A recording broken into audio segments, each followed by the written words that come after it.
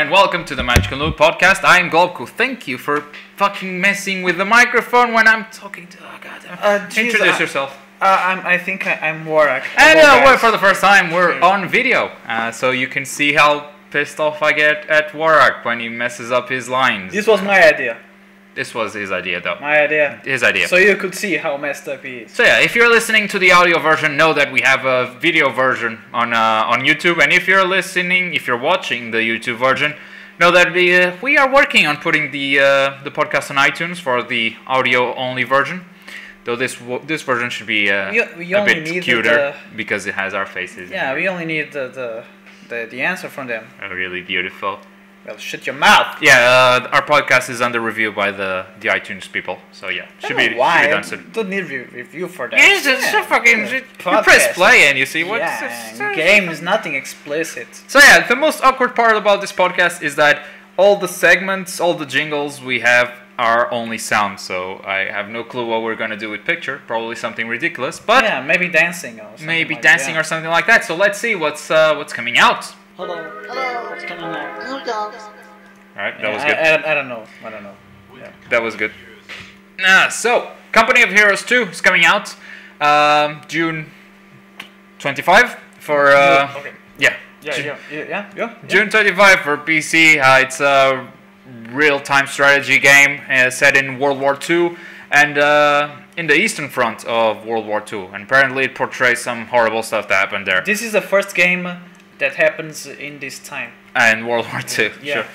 First one. I do feel that I do feel kind of happy that this game is coming out though, because it's the first game that is coming out from the THQ auction. You know, ever since THQ went bankrupt.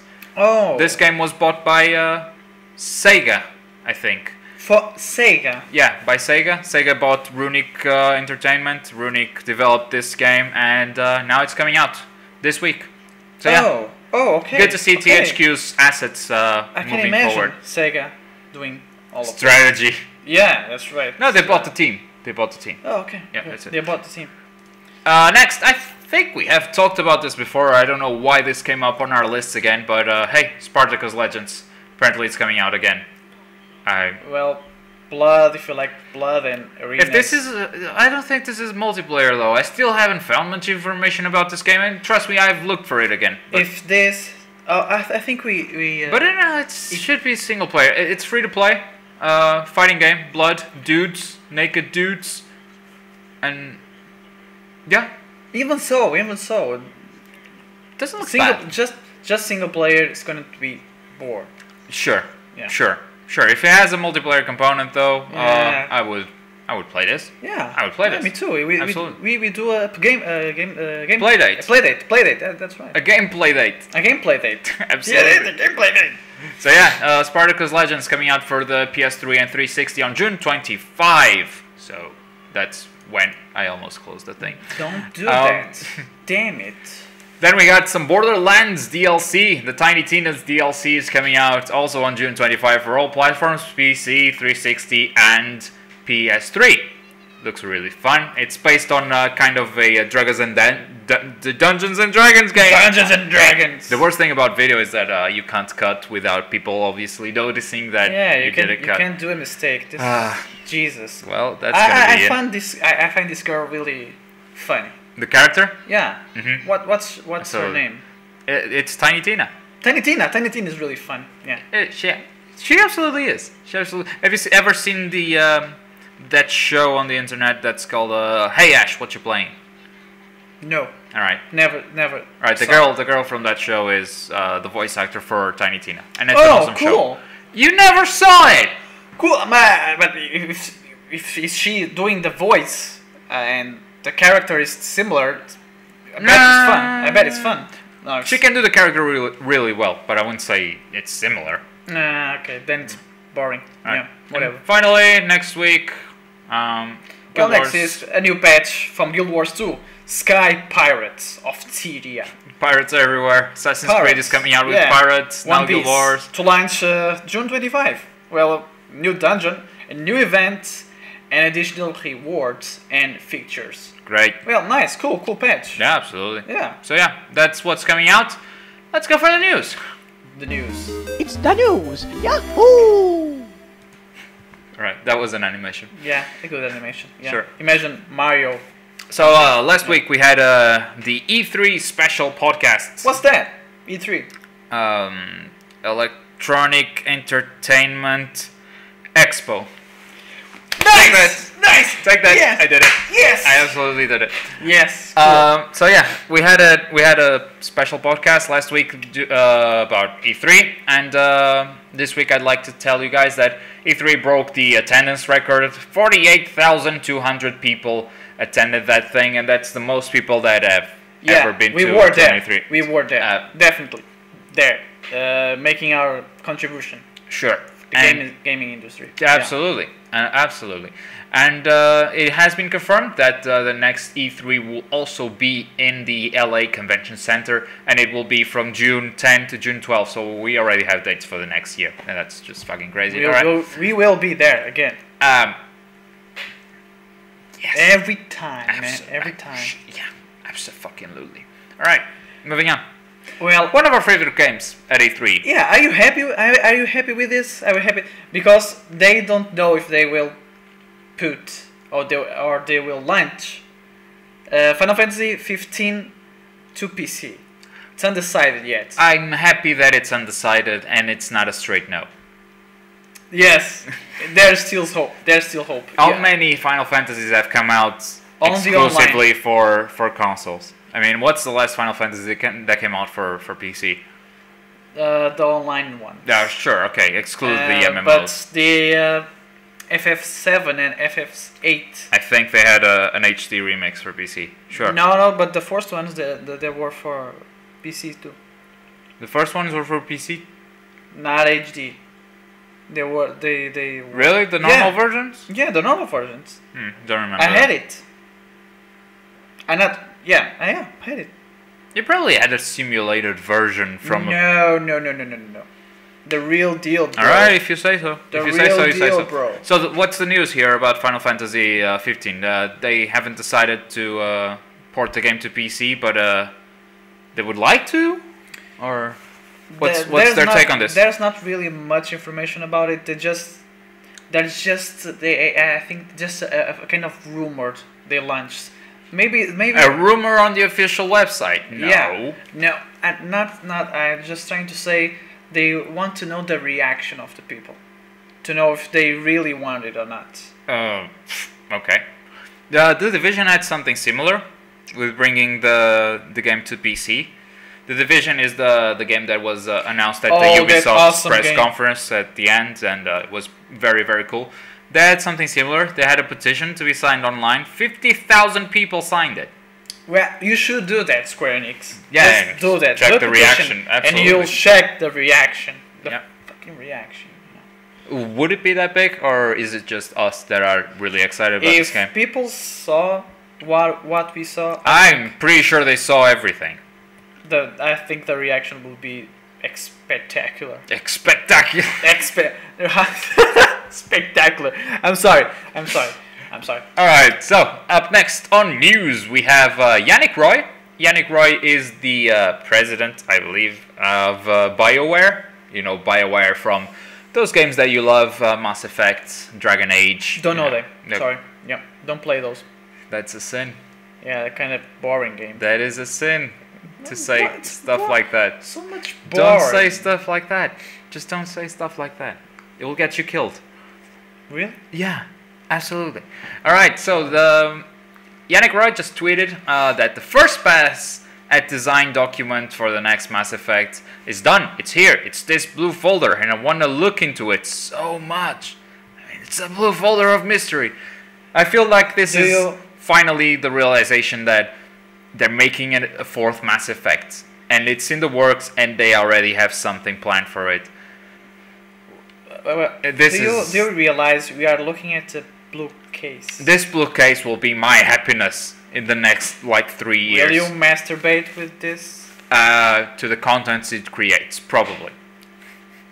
Jesus. Yeah, not Jesus. Me... Probably not. Why does Jesus come on every single podcast? Bless you. Not Jesus. Thanks. Okay. Are you Jesus? Let Satan bless you. Okay. Alright. Final news. This is the biggest news to have hit this week, alright? So, Xbox One, this is not the biggest news yet, but it has to do with Xbox One. This was a terrible transition. Alright. So, the Xbox One has released a list of 21 countries where they will support the Xbox Live. And because of their DRM policies, or at least the ones they had, spoiler alert to the next news, a lot of the features they offered are based on the Xbox Live. And if you're not on this list, you don't have Xbox Live. You're screwed, man. So basically, just if your country is not there, yeah, whatever. There's a lot of stuff from Xbox One you're missing out, basically. It's really sad. Yeah, and because it was required of you to log in every 24 hours for the system to authenticate and stuff, I mean, this only makes stuff harder. That's really right? kind of silly. But I think they felt embarrassed. Yeah, 1 week after E3, they just did a full 180-degree turn, and they released this post on the official Xbox website. Your feedback matters by Don Matrix, the guy that did the presentation. You know the guy, the president. Yeah, right. And they just completely changed the DRM policies on the Xbox One. So no longer you are required to log in every 24 hours. That is just gone. And now you can resell your games. You can lend your games. I can see you on the fucking screen. What are you doing? God damn it. Just go on. Focus. You will need an internet connection to do day one update. That's the only update that should be needed. Probably some other updates that will come in the future, but when you buy it, you only need it for that day one update. And you can trade, you can lend, you can resell, you can gift, and you can rent basic games, disc-based games like you do today on the 360. I think this wasn't about our opinion of gamers, but how Sony dealt with it. Maybe the way they just kicked that ass. Maybe. Yeah. I don't know. It was really, maybe it was something like on the. It was embarrassing. Maybe the pre-order numbers were really high for Sony, really low for Microsoft, and they felt they had to do something. But it's kind of crazy for me that they spent the whole E3 and previous to that, since the Xbox reveal, they've been defending their position and justifying it. So and now they just do a full 180-degree turn. It's money matters more. Such big decisions, such big conceptual decisions about their system, just gone from one moment to the next. It's kind of crazy. Yeah, it's kind of crazy. But it's. I think what this gives is now they have a proper fighting chance against Sony, because it was a losing fight so far. Now they have a fighting chance, and as a consumer, I love seeing this. It's fun. It's fun to see. I'm honest. Just fight. Round one, fight. So cool. So and it's region free now, the Xbox, so you don't need to be on that list. Yeah, the console is free now. No. It's what? Not free. Why? Also, I heard, and I don't remember where I read this. I tried looking for the article, but I probably didn't spend enough time looking for it. Otherwise, I would have found it. But I think the Xbox One will be launching without the Kinect. Like, one of the bundles is without the Kinect, and it will cost $400. Oh, okay. So it matches the PlayStation price. Jesus. Yeah, they're back in the game. They're just back in the game, and it's great. They change almost everything.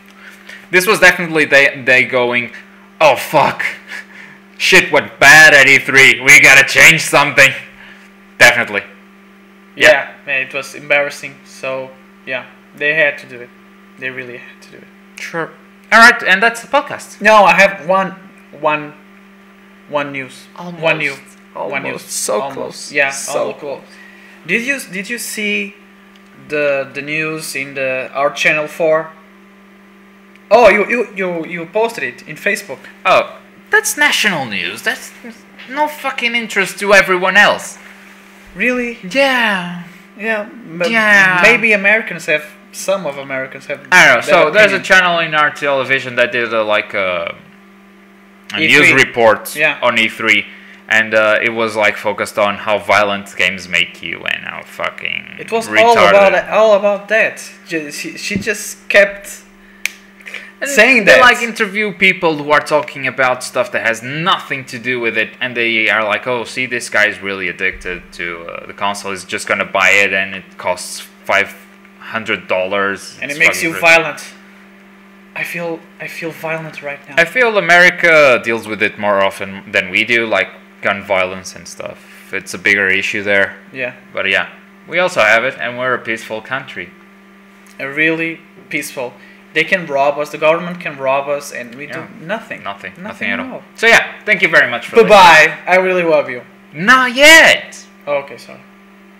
For these and more news, go to magicalnoob.com. You got all the news we cover on this podcast, except for the console ones. We still have to figure out a system How to do that? because yeah. the way we do it is you add the game that you like, and the game's news will be on your homepage. Yeah, because this is about games. It's not about about games. the console. Not about the struggles. What of about the for that, we have the console? podcast for that. Yeah.